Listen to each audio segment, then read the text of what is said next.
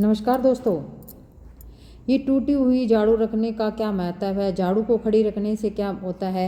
ये रात को झाड़ू लगाने से क्या होता है? आज एक सच्ची कथा के माध्यम से हम आपको बताएंगे झाड़ू के जीवन का कितना अधिक महत्व है। झाड़ू कंगाल और धनवान को कंगाल कर सकती है।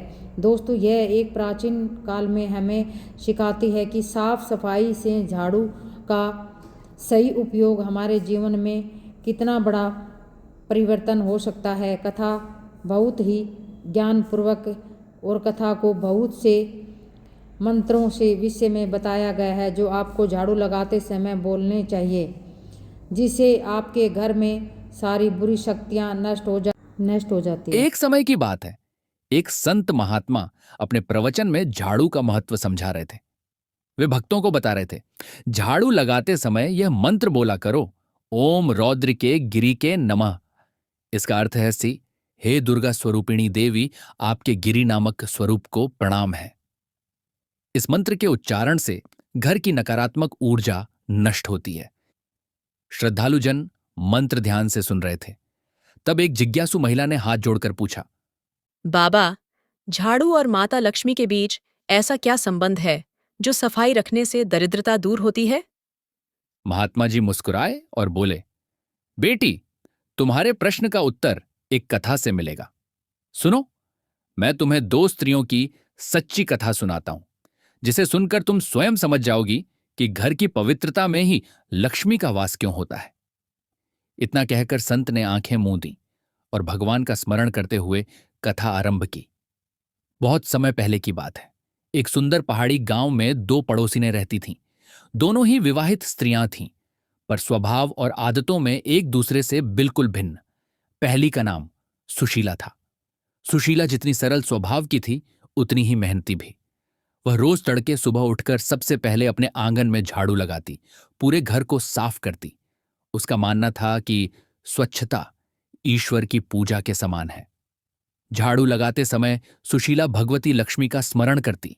जैसे ही भोर होती, वह हल्की आवाज में मंत्र गुनगुनाती हुई मार्जनी हस्ते शुभे, दरिद्रता विनाशाय, पुण्यम देहि नमोस्तुते।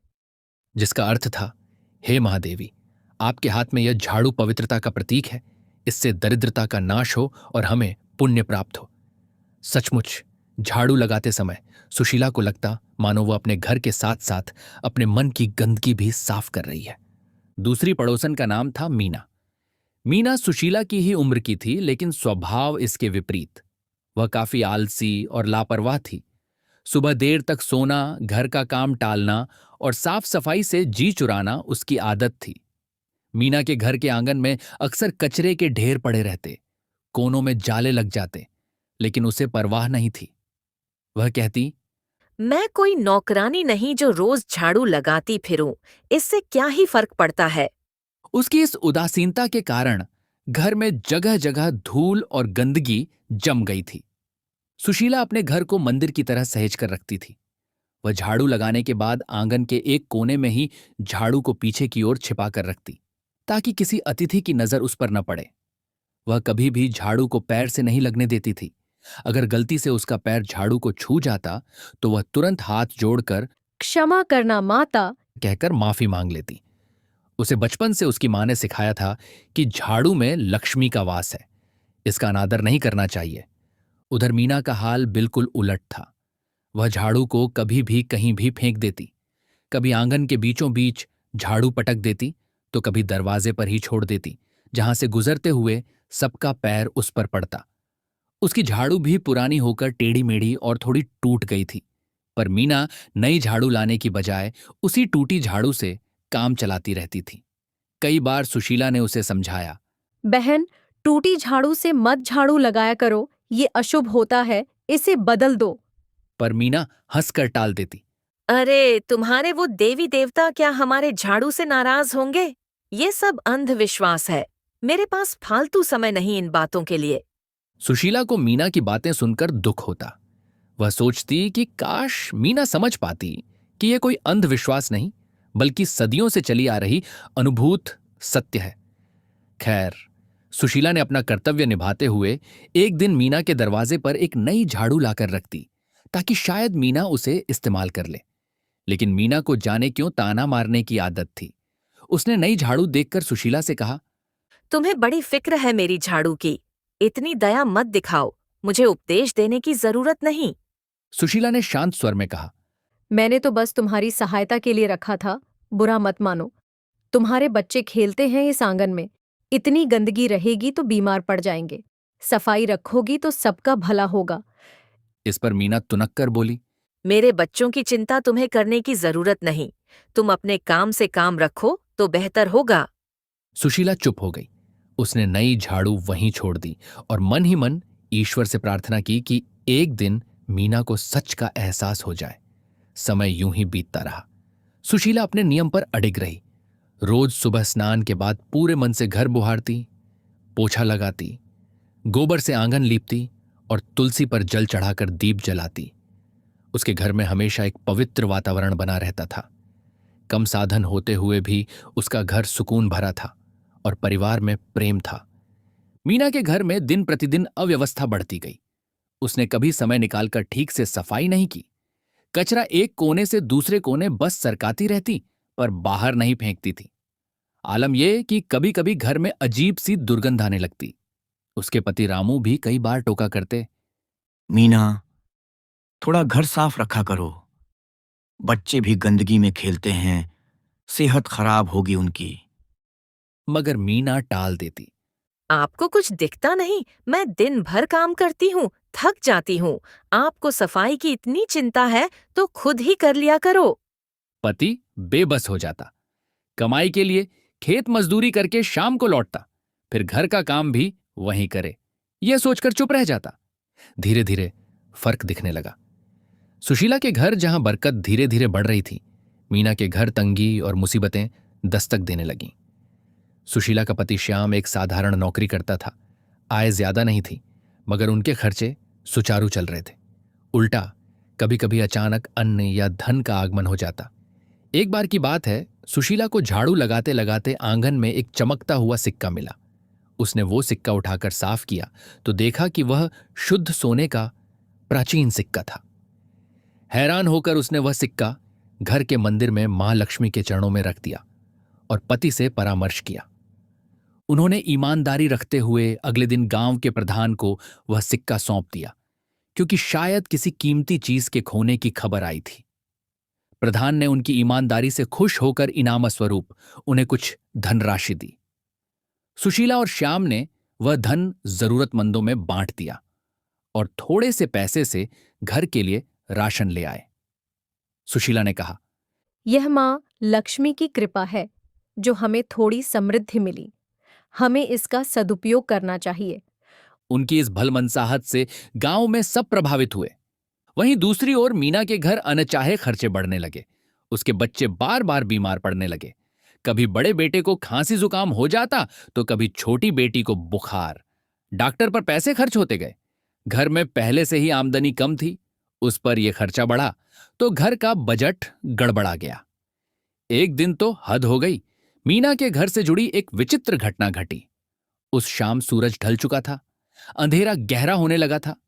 मीना के बच्चे आंगन में खेलते खेलते घर के अंदर आ गए थे। रामू काम से लौटा नहीं था। मीना रसोई में खाना बनाने की तैयारी कर रही थी। इतने में अचानक उसे आंगन से कुछ फुसफुसाहट की आवाज सुनाई पड़ी। वह चौंकी। इस समय वहां कौन हो सकता है? बच्चे तो अंदर ही हैं। उसने धीमे कदमों से खिड़की से झांककर बाहर देखा। धुंधलके में आंगन के कोने में जहां टूटी पुरानी झाड़ू पड़ी थी, उसे एक अजीब सी परछाई दिखाई दी। मीना की सांसें तेज हो गईं। उसने ध्यान से देखा। एक वृद्ध औरत की आकृति झाड़ू के पास बैठी हुई थी। उस औरत के बाल बिखरे हुए, लंबे और धूल धूसरित थे। उसके वस्त्र मैले कुचैले लाल रंग के थे। आंखें अंगारों की तरह लाल चमक रही थीं।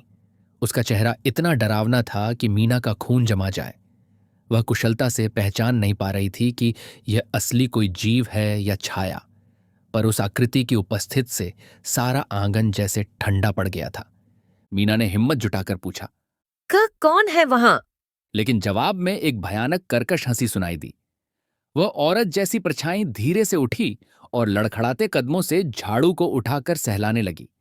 फिर उसकी भारी आवाज गूंजी, मुझे मेरे घर से क्यों निकालना चाहती हो? मैं तो यहीं रहूंगी। इतना कहकर वह छाया स्त्री जोर से हंसी। उसकी हंसी में ऐसा विषाद और रोष था कि मीना का कलेजा कांप उठा। अचानक वह परछाई हवा में लहराकर उठी और घर के दरवाजे की ओर बढ़ने लगी।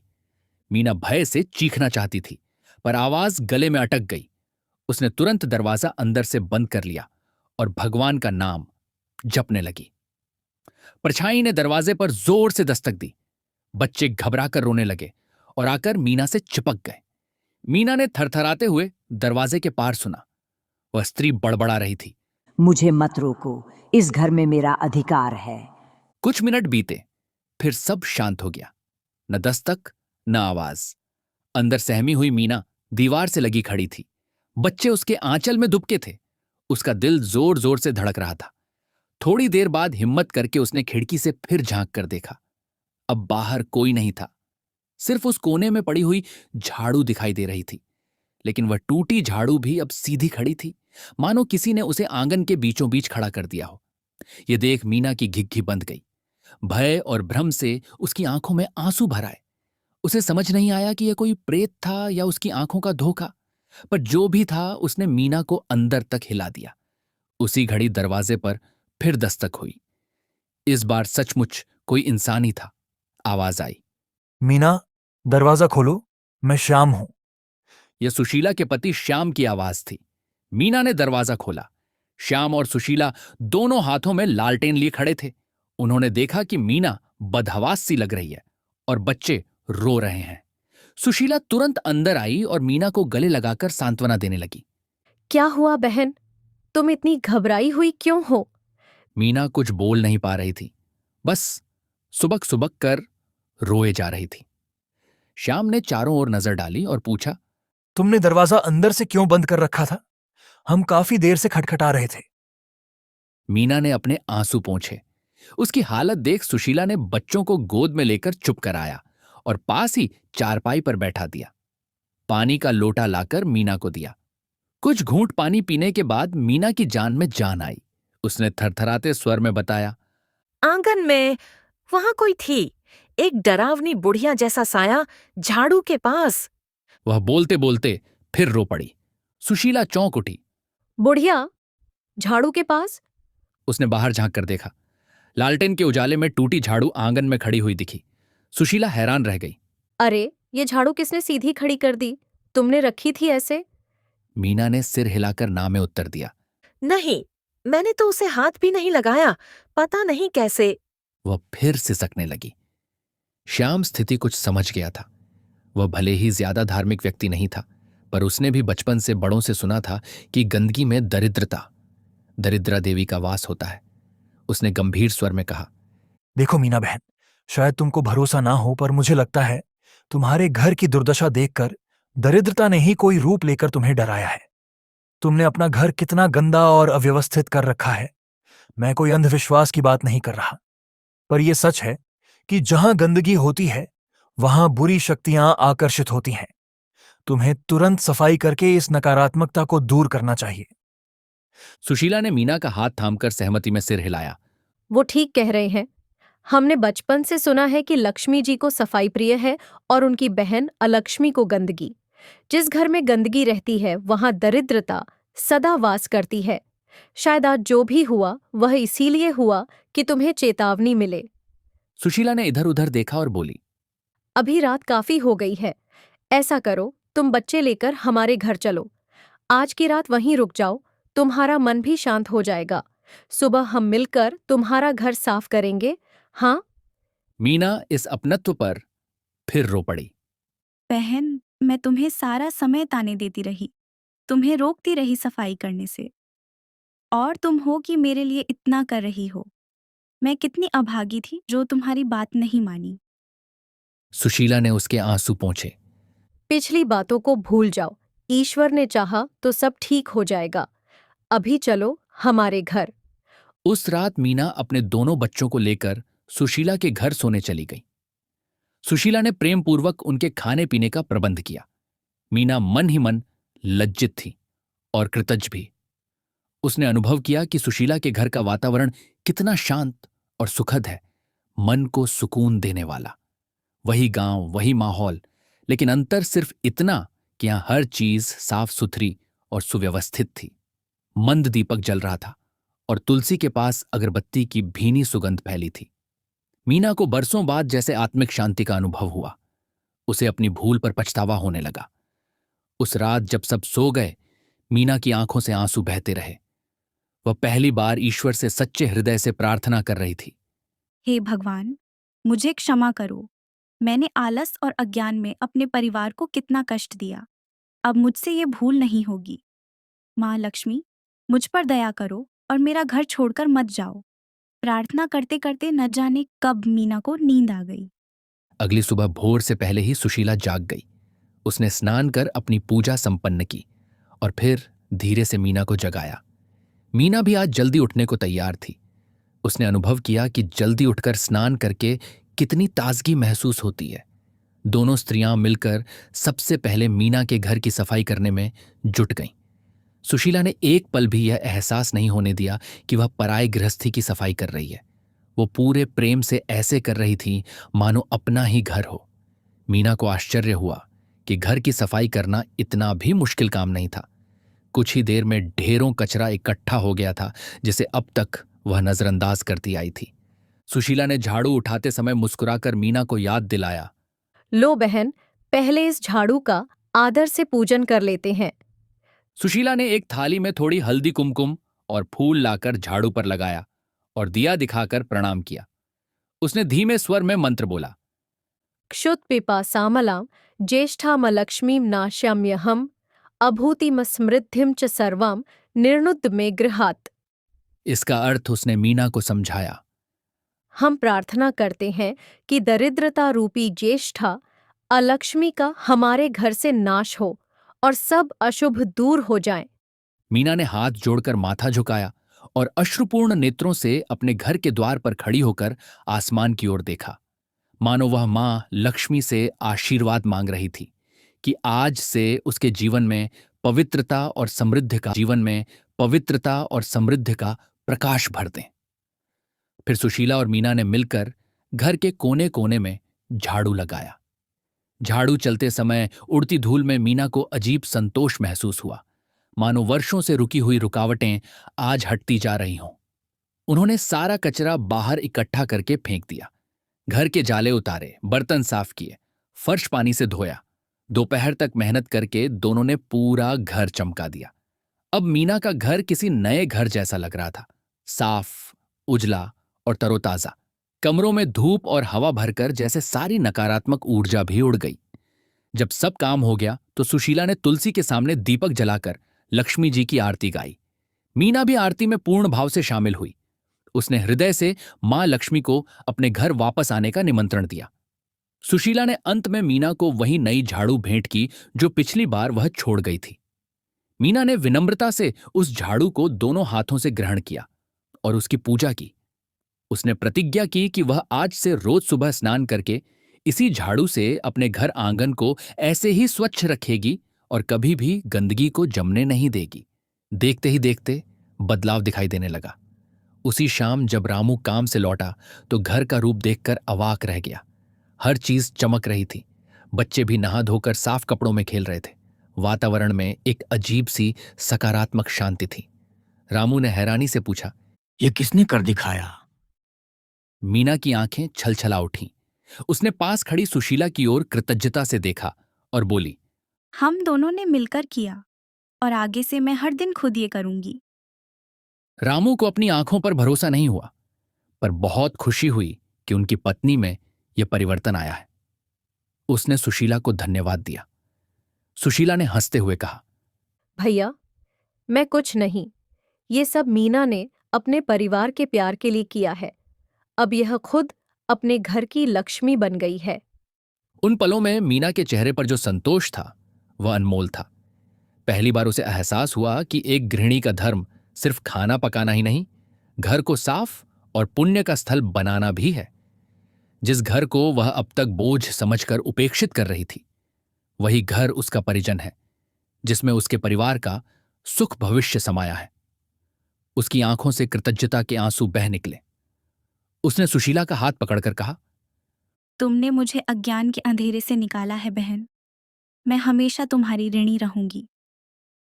उस रात मीना के परिवार ने चैन की नींद सोई।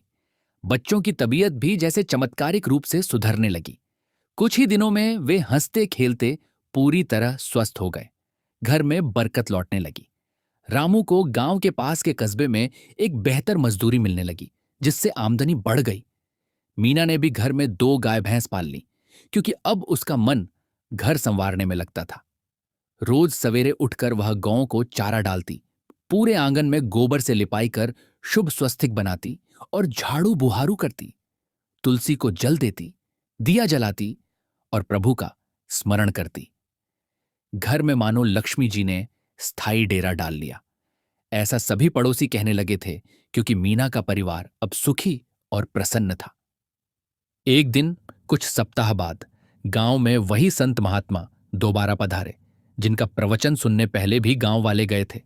इस बार मीना खुद दौड़ी दौड़ी उनके पास पहुंची। संत ने उसे पहचाना और पूछा, बेटी, तुम्हारे चेहरे पर आज नया तेज है, क्या बात है? मीना ने संत के चरण पकड़ लिए और भावुक होकर बोली, बाबा, अब मैं समझ गई हूँ कि घर की पवित्रता और माँ लक्ष्मी की कृपा में क्या संबंध है। आपने ठीक कहा था, जिन स्त्रियों का स्वभाव आलसी, गंदा और कलहपूर्ण होता है, वहां लक्ष्मी नहीं ठहरती। मैं भी वैसी ही बन गई थी, लेकिन अब मैं बदल गई हूँ। मैंने अपना घर मंदिर जैसा बना लिया है और अब हमारे कष्ट दूर हो रहे हैं। संत ने प्रसन्न होकर आशीर्वाद दिया, सदा सुखी रहो पुत्री। याद रखो, जो स्त्री क्षमाशील है, सच्चरित्र है, घर को स्वच्छ रखती है और परिवार में प्रेम बांधकर रखती है, वह सच में घर की लक्ष्मी स्वरूपा होती है। ईश्वर ने तुम्हें सद्बुद्धि दी, इसके लिए भगवान का धन्यवाद करो। मीना की आंखों में कृतज्ञता के आंसू थे। उसने सुशीला को पास खड़े पाया और उसका हाथ पकड़कर संत से कहा, मेरे लिए ये मेरी बड़ी बहन के समान है। अगर इसने मेरे अंदर भरोसा ना जगाया होता और हाथ ना थामा होता, तो शायद मैं कभी ना संभल पाती। सुशीला संकोच से बोली, मैंने कुछ नहीं किया बाबा, सब माँ लक्ष्मी की कृपा और आपकी कथा का असर है। संत ने दोनों महिलाओं को संतोष भरी नजरों से देखा और कहा, तुम दोनों वास्तव में प्रशंसा के पात्र हो। एक ने धैर्य और सद्भाव नहीं छोड़ा, दूसरी ने अहंकार त्याग कर सच्चे हृदय से सुधार का मार्ग अपनाया। यही जीवन का सार है। इसके बाद संत ने गांव वालों की ओर देखते हुए जोर से कहा, कई बार लोग अज्ञानवश छोटी छोटी बातों पर ध्यान नहीं देते। उदाहरण के लिए, झाड़ू को गलत जगह रखने या सूर्यास्त के बाद झाड़ू लगाने से भी अशुभ परिणाम हो सकते हैं। कहते हैं कि शाम के समय घर में झाड़ू लगाने से लक्ष्मी नाराज होकर बाहर चली जाती है। इसलिए झाड़ू को हमेशा आदर के साथ घर के ऐसे कोने में रखना चाहिए जहां उस पर सीधी नजर न पड़े और कभी पैर न लगे। झाड़ू को खड़ा करके रखने की बजाय भूमि पर लिटाकर रखें और समय समय पर पुरानी या टूटी झाड़ू को बदलते रहें। झाड़ू लगाते समय यदि मन में मंत्रों का स्मरण किया जाए तो घर से दरिद्रता और कलह दूर रहते हैं।